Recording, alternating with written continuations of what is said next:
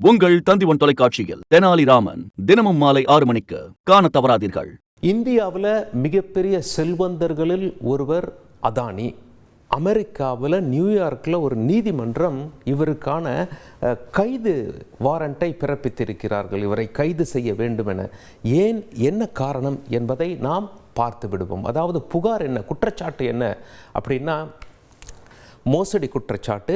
இந்த வழக்கை யார் விசாரிக்கிறாங்க அப்படின்னு சொல்லி கேட்டிங்கன்னா, FBI விசாரிக்கிறாங்க. அதாவது அமெரிக்க அரசு தொடுத்திருக்கும் வழக்கு இது என்பதை நாம் புரிந்து கொள்ள முடிகிறது. சரி, அதானிக்கு தற்பொழுது 62 வயதாகிறது. அவர் கோலோச்சும் துறைகள் என்று பார்க்கும் பொழுது துறைமுகங்கள், சுரங்கங்கள், விமான நிலைய கட்டுமானங்கள், அது மட்டுமில்லை புதுப்பிக்கத்தக்க ஆற்றல், அதாவது சூரிய சக்தியிலேருந்து மின்சாரம் தயாரிக்கிறாங்கல்ல.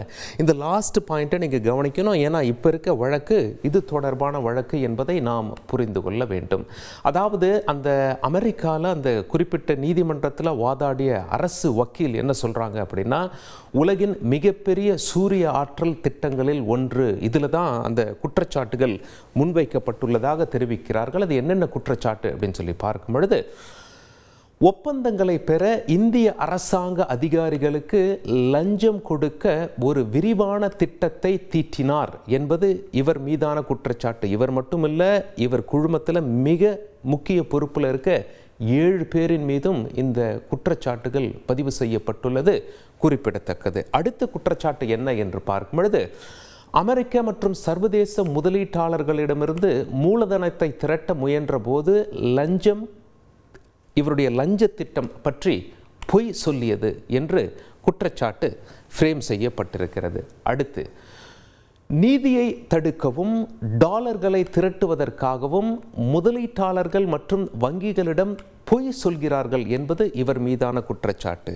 அடுத்த குற்றச்சாட்டு, ஊழல் மோசடி மூலம் எரிசக்தி விநியோக ஒப்பந்தங்களை பெற அமெரிக்க முதலீட்டாளர்களுக்கு பாதிப்பை ஏற்படுத்துவது என்பது. அடுத்த குற்றச்சாட்டு, தங்கள் நிறுவனத்திற்கு பயனளிக்கும் வகையில் ஒப்பந்தங்களை ஏற்படுத்த இந்திய அரசுக்கு லஞ்சம் கொடுத்தார்கள் என்பது இவர்கள் மீதான குற்றச்சாட்டு. ஏறக்குறைய 20 ஆண்டு காலம், அதாவது அந்த லஞ்ச திட்டத்தை 20 ஆண்டு காலம் என்று விவரிக்கிறார்கள். காரணம், இவர் எந்த ஒப்பந்தத்தை பெறுகிறாரோ அதில் சுமார் 20 ஆண்டு காலம் நல்ல லாபம் வரும் என்று, அதாவது சுமார் 2 பில்லியனுக்கும் அதிகமாக லாபத்தை ஈட்டும் என்று கணிக்கப்படுகிறது. அந்த காலகட்டத்தில் லஞ்சம் கொடுப்பது தொடர்பான திட்டங்கள் என்றும் சொல்லப்படுகிறது. அடுத்த குற்றச்சாட்டு, பத்திரங்கள் மோசடி செய்ய சதி செய்வது. அடுத்த குற்றச்சாட்டு, போலியான தவறான அறிக்கைகளின் அடிப்படையில் அமெரிக்க முதலீட்டாளர்களிடமிருந்து நிதியை பெறுவது. அடுத்த குற்றச்சாட்டு, லஞ்ச திட்டம் தொடர்பாக அமெரிக்க வெளிநாட்டு ஊழல் நடைமுறை சட்டத்தை மீறும் சதி. இங்கே தான் அமெரிக்கா உள்ள வராங்க. இந்த வழக்கை விசாரித்து இவர் மீது இந்த குற்றப்பத்திரிகை தாக்கல் செய்கிறாங்க. சரி, அடுத்த குற்றச்சாட்டு, லஞ்சம் ஊழல் தொடர்பான போலியான அறிக்கைகள் மூலம் நிதி திரட்டி முதலீட்டாளர்களை ஏமாற்றுவது. அடுத்த குற்றச்சாட்டு, அரசாங்கத்தின் விசாரணையை தடுப்பது.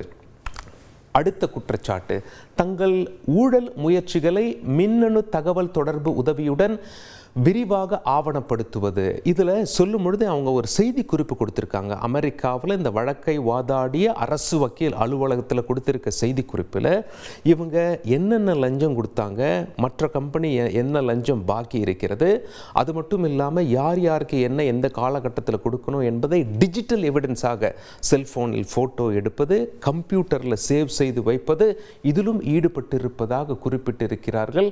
எனவே இது தொடர்பான அந்த எவிடன்ஸுகளை அவர்கள் வைத்திருக்கலாம் என்றும் சொல்லப்படுகிறது. எவிடன்ஸ் எங்ககிட்ட இருக்குது அப்படின்னு சொல்லி அவங்க சொல்லலை, ஆனால் டிஜிட்டலை இவங்க பயன்படுத்தியிருக்காங்க என்று அழுத்தம் திருத்தமாக குறிப்பிட்டிருக்கிறார்கள். இவையெல்லாம் குற்றச்சாட்டு மட்டும்தான். குற்றம் நிரூபிக்கப்படும் வரை குற்றம் சாட்டப்பட்டவர்கள் நிரபராதிகளாக கருதப்படுவார்கள் என்று அந்த செய்தி குறிப்பில் அவர்களே குறிப்பிட்டுள்ளது குறிப்பிடத்தக்கது. சரி, அதானி குழுமத்தினுடைய பங்குகள் என்னாச்சு தெரியுமா? சுமார் 2 லட்சம் கோடி இந்த கைது வாரண்ட் வந்திருக்கு என்று தெரிந்தவுடனே பங்குகள்லாம் கடுமையான வீழ்ச்சி அடைந்தது குறிப்பிடத்தக்கது. இந்த குற்றச்சாட்டுகளை அதானி குழுமம் முழுமையாக மறுத்துள்ளது. சட்ட ரீதியாக இதை நாங்கள் சந்திப்போம் என்றும் தெரிவித்துள்ளது குறிப்பிடத்தக்கது. சரி, இவ்வளவு பெரிய குற்றச்சாட்டை அமெரிக்க அரசாங்கமும் அமெரிக்க நீதிமன்றமும் வைக்கும் பொழுது எதிர்க்கட்சிகள் தங்களுடைய கருத்துக்களை பதிவு செய்யாமல் இருப்பார்களா? எதிர்க்கட்சிகள் இந்தியாவில் என்ன சொல்கிறாங்க அப்படின்னா, அதாவது அதானியை கைது செய்ய வேண்டும், அது மட்டும் இல்லை நாடாளுமன்ற கூட்டுக்குழு இவர் மீதான குற்றச்சாட்டுகளை விசாரிக்க வேண்டும் என்ற கோரிக்கையை வைத்திருக்கிறார்கள். கடைசியான கேள்வி, அமெரிக்காவால் அதானியை கைது செய்ய முடியுமா? ஏன்னா அமெரிக்க நியூயார்க் நீதிமன்றம் இந்த கைது உத்தரவை, கைது வாரண்டை பிறப்பித்திருக்கிறார்கள். அமெரிக்கா கைது செய்ய முடியுமா என்றால் இந்த வழக்கை விசாரிப்பது FBI. அந்த ஏஜென்சிக்கான ஒரு கிரெடிபிலிட்டி, அதாவது ஒரு மதிப்பு என்பது மிக உயரிய மதிப்பு. அவர்களுக்கு அமெரிக்க வெளியுறவுத்துறை உளவு பிரிவான CIA-விடம் நெருங்கிய தொடர்பு இருப்பதும் நமக்கு தெரியும். இப்போ அடுத்த கட்டமாக என்ன செய்வாங்க அப்படின்னு சொல்லி சர்வதேச வல்லுநர்கள்லாம் என்ன சொல்கிறாங்க அப்படின்னா, இதை வேறொரு நாட்டிற்கு இவரை கைது செய்ய வேண்டும் என்ற தகவலை கொடுப்பார்கள். ஒருவேளை இன்டர்போலின் உதவியை நாடுவார்களா, சர்வதேச போலீஸின் உதவியை நாடுவார்களா, அல்லது இந்திய தூதரகத்திடம் அந்த அரெஸ்ட் வாரண்டை கொடுத்து இவரை எங்களிடம் ஒப்படைத்து விடுங்கள் என்று சொல்வார்களா, அல்லது அதானி வெளிநாடு வரும் வரை காத்திருப்பார்களா என்று பல கேள்விகள் முன்வைக்கப்படுகிறது. கைது வாரண்ட் இருக்கும் காரணத்தினால் இவர் வெளிநாடு சென்றால் அமெரிக்கா இவரை கைது செய்யக்கூடும் என்றும் சொல்லப்படுகிறது.